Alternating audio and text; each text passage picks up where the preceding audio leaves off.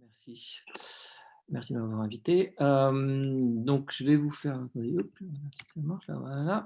Je vais vous faire une présentation qui se base essentiellement sur l'étude d'une démarche de création dont je vais me demander si elle est transmédia et c'est une démarche de création, dont je suis l'auteur, qui s'appelle «Le lieu de toutes parts». Donc tout d'abord, je vais faire un très, très rapide passage pour vous montrer un peu comment elle s'est déployée. Donc elle a commencé par une résidence d'écriture numérique, à la Marelle, à Marseille en février-mars, 2017.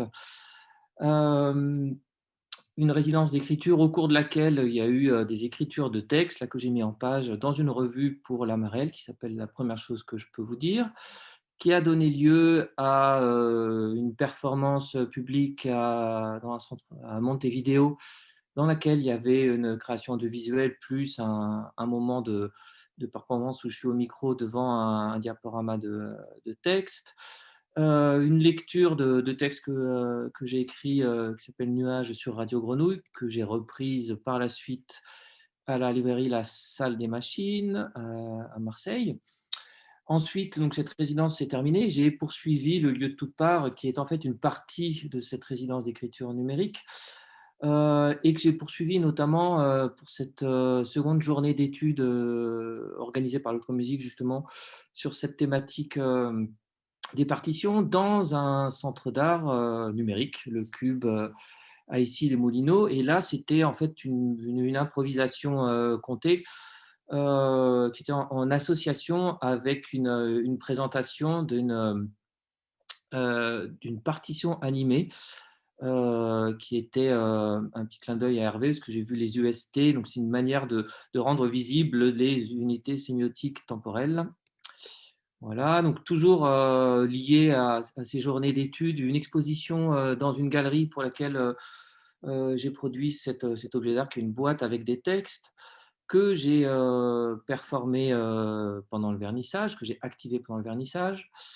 Ensuite, un petit peu plus tard, donc en avril 2018, j'ai, fait des panneaux de texte. En fait, j'ai fait de la peinture sur des cartons et je m'en suis servi pour, faire une exposition, hem, à Reillanne, dans le cadre d'un festival qui s'appelle le Grand Bouillon et dans un centre d'art et de performance qui s'appelle la Casa Loba.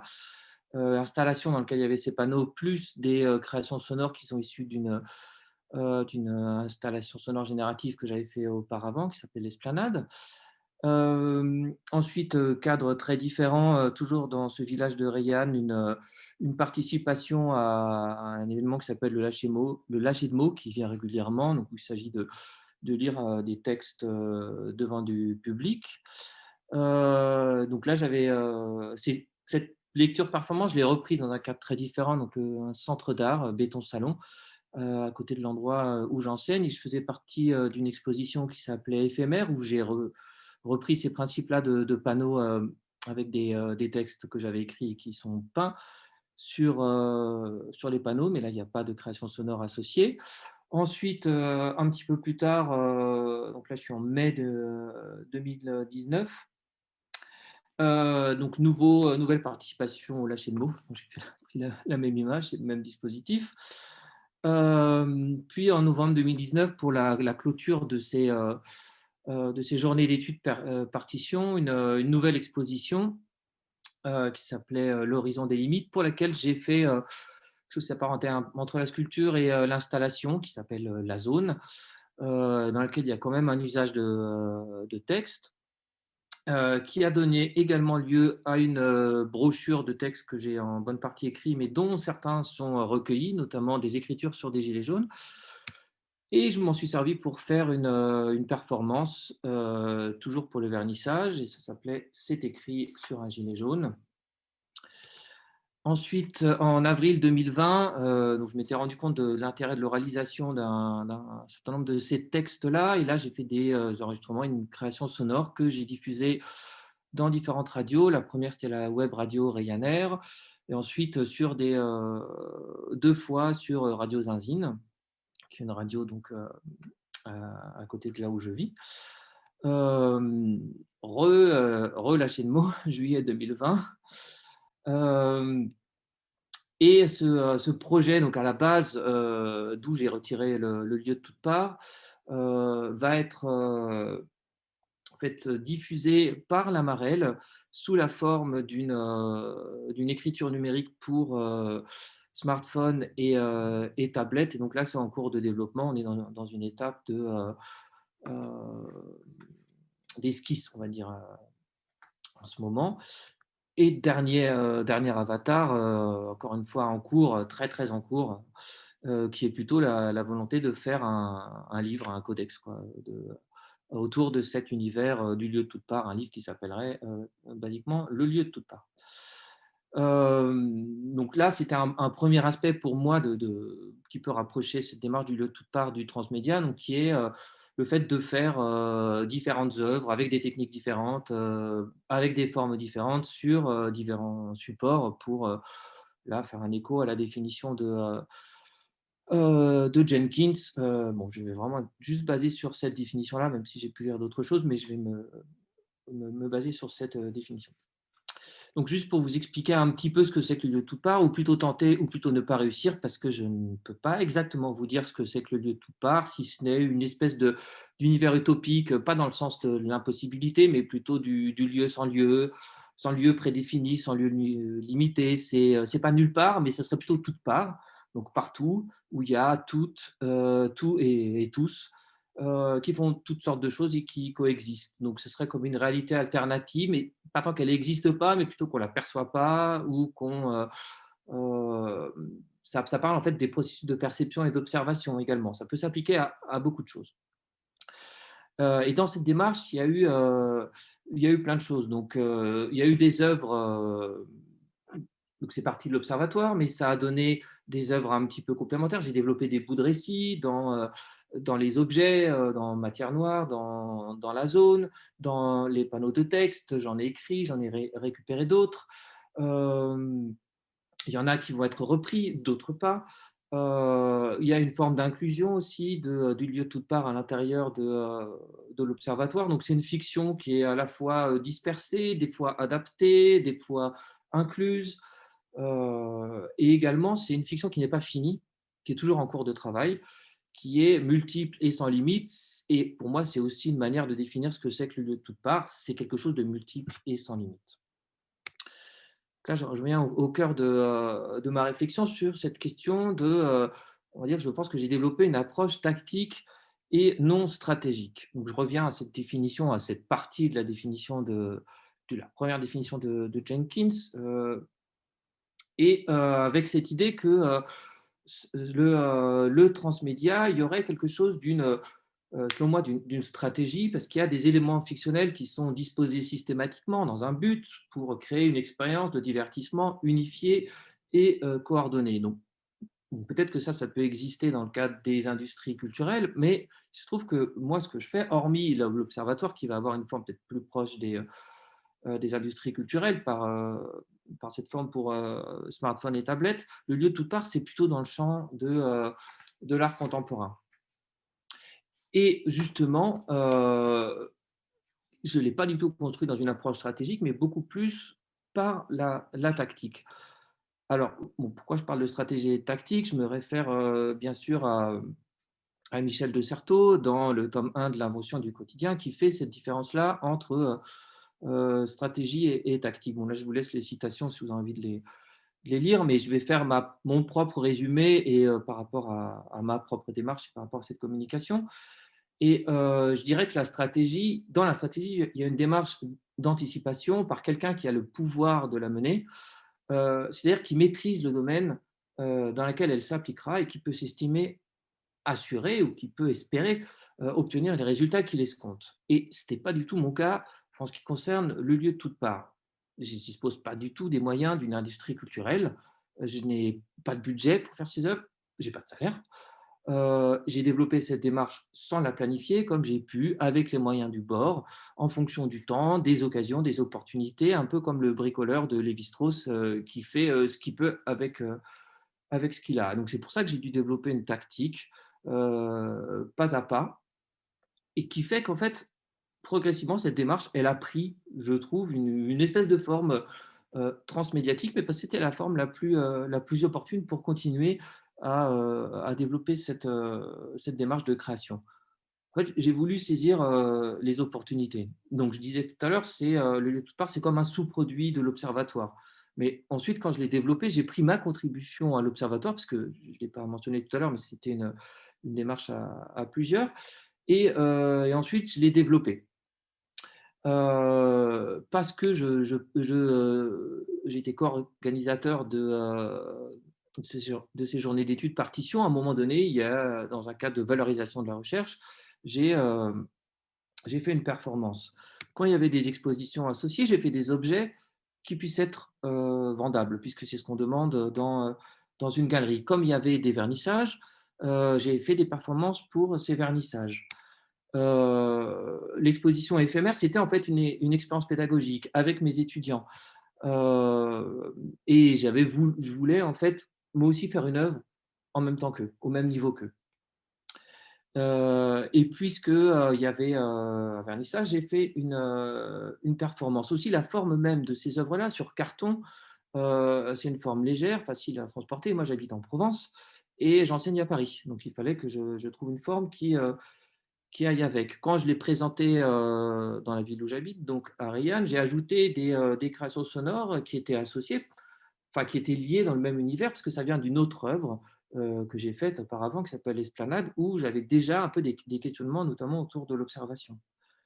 J'ai fait des lectures, performant sous lâcher de mots, tout simplement parce que c'était la règle du jeu, parce que voilà, on a un micro et il faut bien on est obligé d'avoir cette économie, très simple. Et j'ai fait des enregistrements de mes textes. Bah, c'était, au moment du début de la pandémie, il n'y avait pas trop d'autres manières de diffuser, son travail.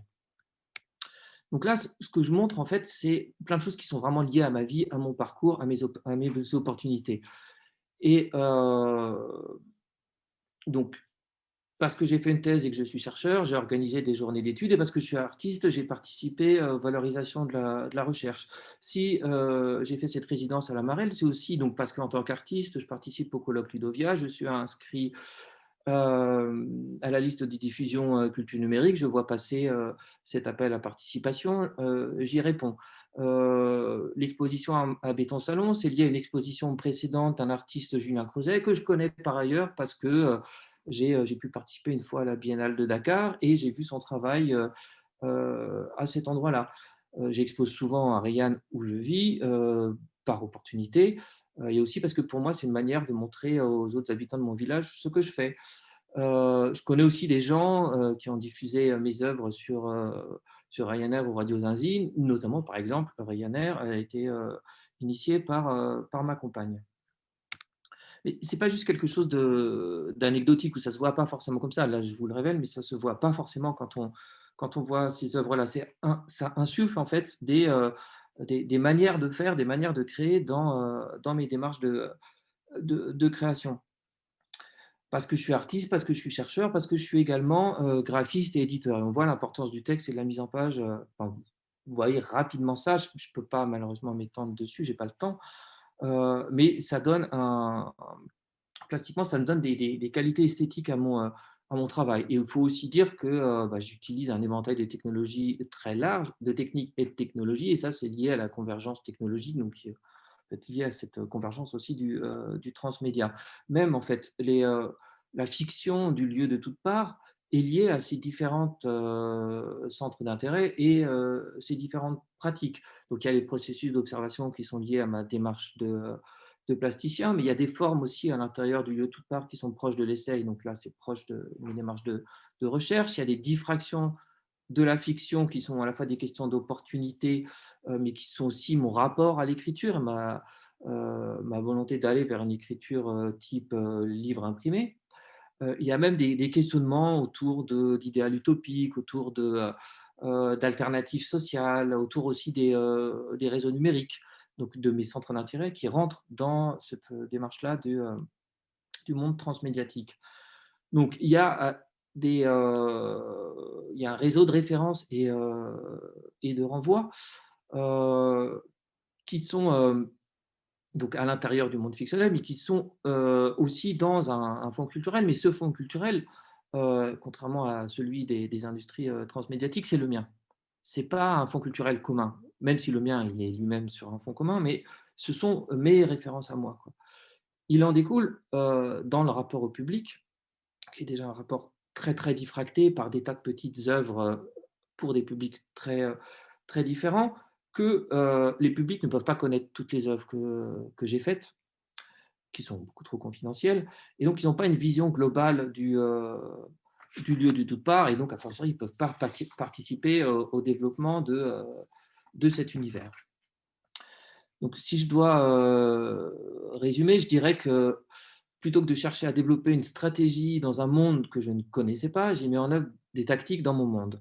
Je pourrais dire que j'ai essayé d'aménager mon contexte de création pour le maîtriser suffisamment, et ainsi pour pouvoir créer mon propre monde fictionnel, comme si à travers une démarche tactique, j'avais essayé aussi de développer une stratégie de création plus globale dans laquelle je pourrais faire autorité, c'est-à-dire adopter une posture d'auteur.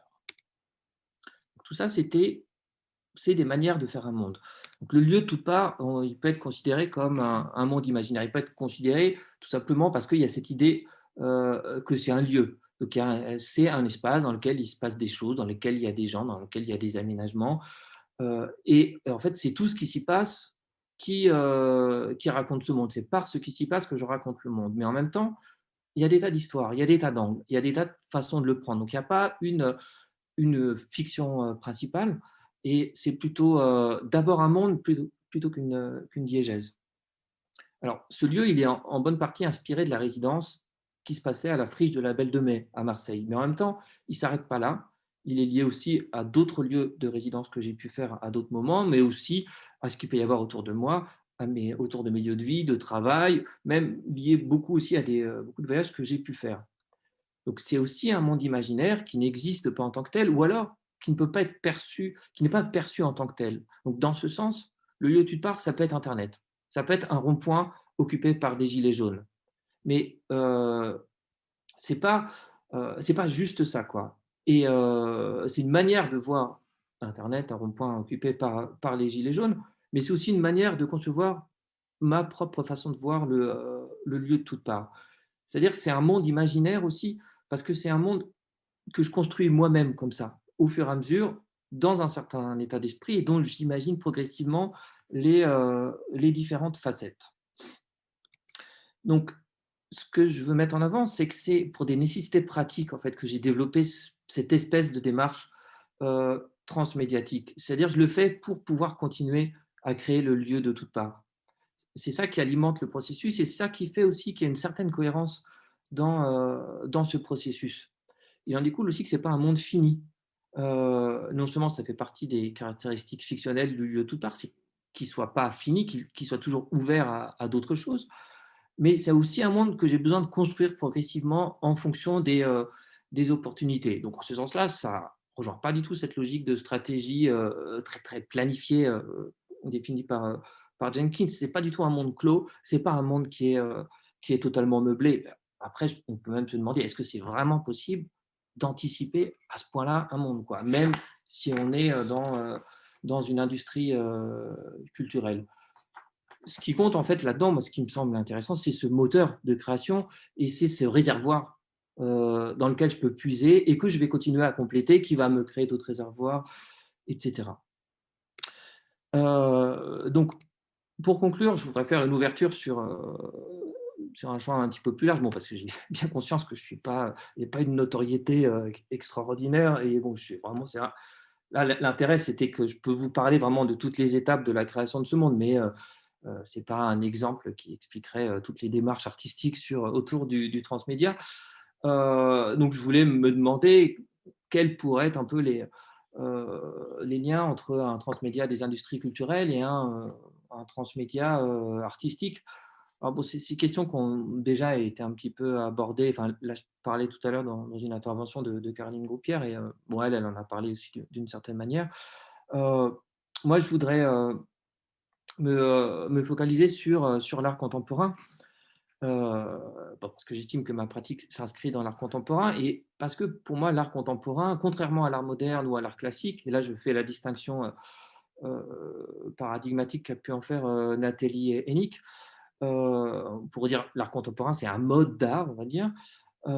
Et dans ce mode, c'est une manière donc de faire de l'art dans laquelle c'est pas les outils, c'est pas le sujet qui compte en fait. C'est plutôt le concept, l'idée ou encore mieux la démarche. C'est ça qui fait en fait qu'à un moment on va faire des œuvres différentes et qu'on va choisir des outils adaptés pour ces œuvres-là. Ce qui fait que beaucoup, la plupart des artistes contemporains vont pouvoir faire une vidéo, une peinture, une installation, une création sonore, etc. Tout ça va dépendre. Tout ça pour pouvoir prolonger leur problématique. Et dans ce cas-là, en fait, ce qui distingue leur travail, ce ne serait pas leur style esthétique, plastique, mais c'est plutôt leur démarche, c'est plutôt leur problématique, c'est plutôt les questions qu'ils posent.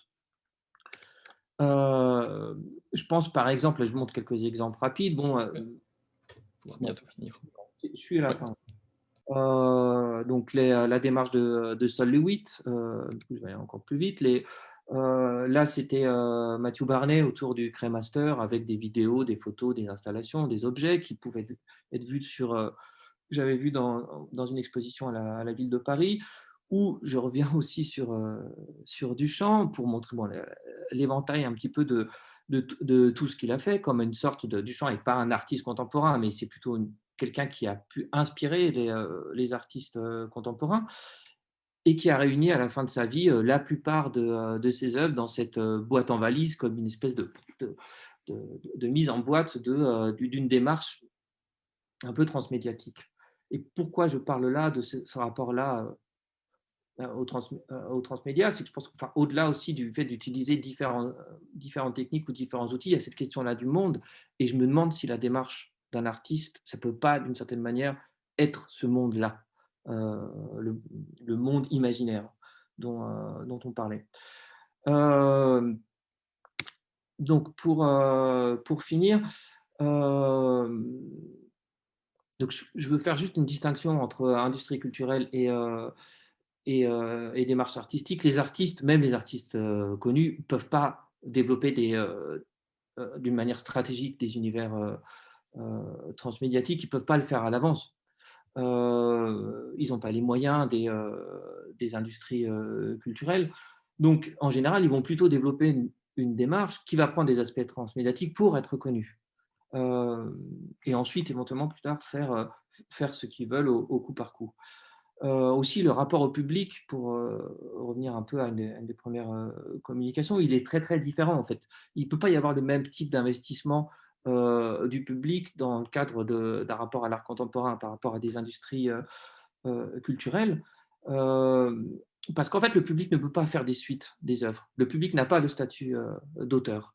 Il faut être auteur pour pouvoir faire une œuvre à partir d'une œuvre. Si on veut refaire le déjeuner sur l'herbe, il faut être artiste pour que cette œuvre-là prenne ce statut l'œuvre. Là, il y a un exemple avec Picasso et avec Alain Jacquet. Ça me fait penser à, si vous connaissez le Getty Museum, pendant le premier confinement, ils ont lancé cette espèce de défi de refaire des tableaux ou des œuvres d'art à partir des moyens du bord. Et alors, toujours un aspect un peu humoristique, un peu une sorte de mème, quoi. Mais ce n'est pas considéré comme étant des œuvres d'art. Certes, les gens sont crédités, mais ce n'est pas exposé comme étant des œuvres d'art. Donc, vraiment, conclusion, je vous promets. Euh, il me semble tout à fait possible que les créateurs des industries culturelles qui font des démarches transmédia puissent s'inspirer des démarches d'artistes, notamment contemporains, bon, mais aussi d'écrivains, voire d'autres domaines. Et là, je pense que c'est vraiment antérieur, en tout cas au terme transmédia. Je pense au concept d'œuvre d'art totale par Wagner. Et je me dis aussi qu'il peut y avoir l'inverse, quoi. Peut-être qu'un artiste, notamment comme Matthew Barney, dans l'économie qu'il a déployée, peut se rapprocher de celle des industries culturelles. Mais à l'inverse, les industries culturelles, elles ne peuvent pas se permettre le type de démarche tactique que développent les artistes. D'abord, parce qu'ils utilisent des moyens qui sont trop importants, ils engagent beaucoup d'intervenants et surtout les démarches des artistes comme monde, c'est quelque chose qui reste très flou, qui est beaucoup moins précis et clos que celles qui peuvent être développées dans le cadre d'un transmédia on va dire, industriel. Et surtout, elles ne sont pas. Il y a besoin de cette figure-là de l'artiste de la figure de l'originalité de l'artiste qui, en fait, a lui-même sa propre marque et est le meilleur argument de vente. Voilà, c'est fini. Merci. Très bien, merci beaucoup, Célio, pour cette présentation alors très intéressante, hein, enfin, je relèverai 2 points là qui me parlent beaucoup, mais je pense qu'ils sont importants, hein. Bon déjà, alors c'est vrai qu'en art, vous pratiquez, donc on a la chance de voir justement là du transmédia en train de se faire. Par rapport justement à d'autres études, peut-être d'autres disciplines, on a plutôt l'habitude d'étudier des produits finis. Et donc d'avoir cette impression effectivement de choses qui se tient. Là, on voit les choses en train de se fabriquer, on voit que c'est pas si simple, et justement, ça remet en question cette vision idéaliste ou idéalisée que développe Henry Jenkins ou d'autres. Et puis, pareil, quand vous dites, et ça c'est important, je pense, cette esthétique située qui dit que les publics, justement, ne s'emparent pas de l'ensemble, peut-être des produits qui participent à un univers transmédia. Là aussi, ça remet en question la position du récepteur. Est-il capable de saisir la totalité? Est-ce qu'il le fait? Peut-être que tout le monde ne consomme pas tous les produits d'une franchise ou d'une licence ou je ne sais quoi. Donc, 2 points très importants, je pense, pour remettre en question, comme je disais, la vision idéale du transmédia. On voyait ce matin dans la présentation de Mélanie Bourdage, j'avais bien aimé, pour le discuter, cette espèce de puzzle avec les triangles qu'on assemble et qui font un joli carré à la fin. Mais ça, c'est une métaphore. C'est évidemment pas si simple. Voilà. Alors, est-ce qu'il y a des questions dans le public? On a encore 5-10 minutes. Je sais pas, c'est Hugo après qui nous dira combien de temps on a. Bonjour à tous. Alors, c'est pas forcément une question, mais c'est plutôt peut-être pour rebondir sur ce qu'a dit Monsieur Paillard il y a quelques instants sur ce qu'on a en tout cas étudié comme étant la réappropriation de certaines œuvres par le public sur notamment le Getty Museum Challenge, qui est en fait une réappropriation d'un autre musée sous un hashtag allemand que je ne vais pas m'essayer à dire parce que ça serait vraiment compliqué. Mais du coup, les sociologues de la culture et surtout de l'art, comme par exemple Sylvia Girel, qui est ma directrice de mémoire à Aix-Marseille, elle a travaillé sur la question d'art contemporain pendant le confinement.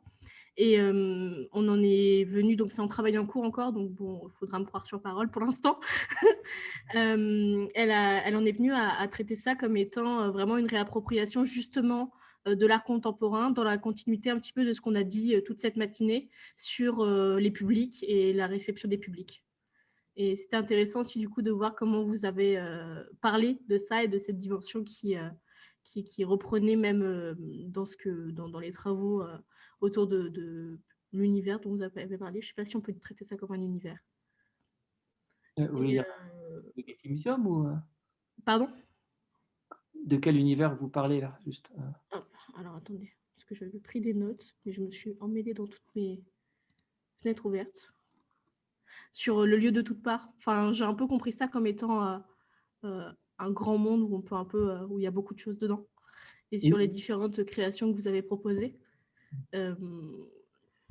Et du coup, ça m'a fait écho forcément à ce travail en cours sur l'art contemporain, la réception et le fait que finalement, que ce soit entièrement un objet transmédiatique, puisqu'il y a même cette question de la réappropriation des publics.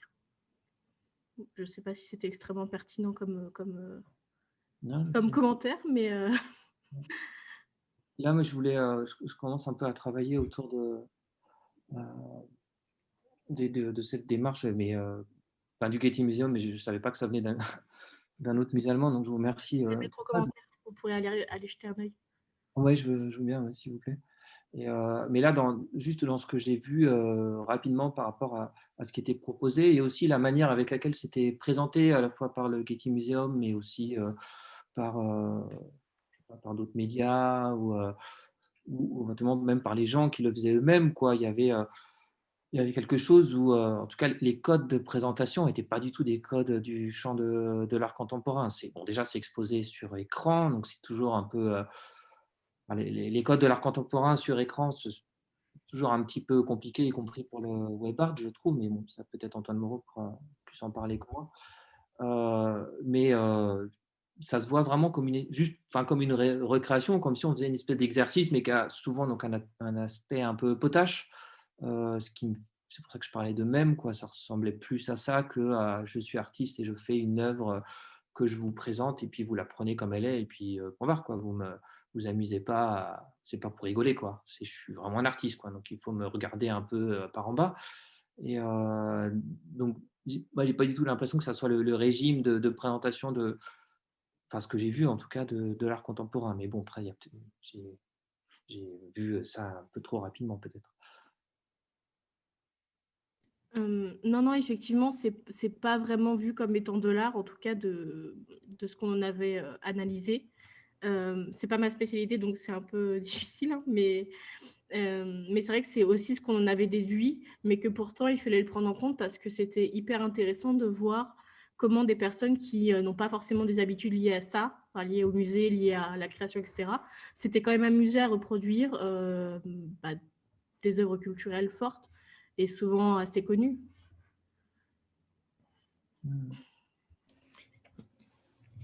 Très bien, merci beaucoup.